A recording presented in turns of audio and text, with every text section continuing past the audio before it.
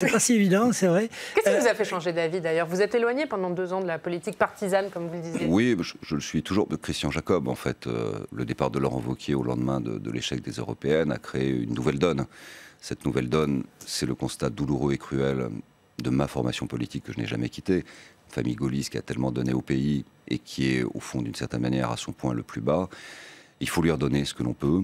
Moi, je considère qu'il y a une génération formidable qui s'est levée en 2014, qui n'a pas eu sa chance aux législatives, parce qu'une autre génération, celle d'En Marche, est arrivée, qui a son talent également, mais qui n'a pas la même expérience locale.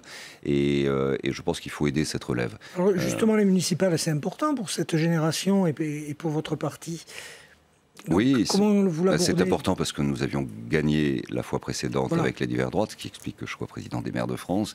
Donc l'enjeu, non pas de maintien de position, mais l'enjeu de mise en valeur du travail effectué souvent par des jeunes élus entre 30 et 40 ans qui se sont engagés dans notre formation au service de leur commune. On fait plutôt du bon travail, même du très bon travail. Il y a eu assez peu d'augmentation de la fiscalité locale lorsque c'était des maires de droite ou du centre. C'est des choix lié d'ailleurs à la structuration de la taxe d'habitation. Parce que quand vous avez une concentration souvent des foyers fiscaux sur la moitié de la population, si vous augmentez, c'est toujours les mêmes qui payent. Donc vous voyez, il y a des lectures politiques, y compris à l'échelle locale, sur ce que veut dire être de droite ou de gauche. Maintenant, un maire, il rassemble. Et il va rassembler bien au-delà de son camp. Et nous avons des gens qui ne sont pas sectaires et qui seront en situation justement d'offrir de nouveaux visages.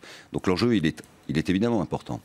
Pour nous, ce sera des enjeux locaux, mais qui, additionnés, donneront le visage peut-être le plus profond et le plus intime de la société française. Quand vous avez des maires qui seront à la fois les Républicains et LREM, comment on va pouvoir lire ça?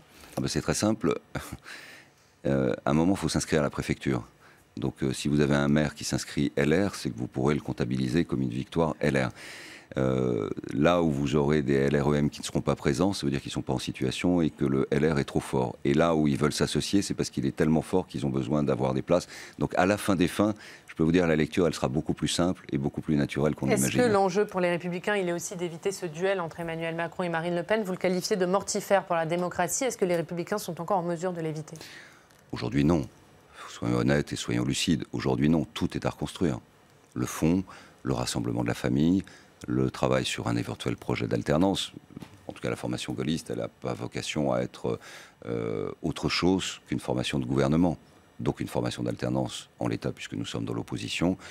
Il y a 2 ans, est-ce que c'est assez long? Je n'en sais rien. En tout cas, il faut y travailler. C'est un devoir. Pour la raison que j'évoquais, et que j'ai évoqué à plusieurs reprises, c'est qu'accepter la dualité sans rien faire, les bras ballants, dans un silence aimable et courtois, extraordinairement discret, au fond, c'est accepter le principe de l'alternance. Donc c'est notre devoir de faire réfléchir les gens.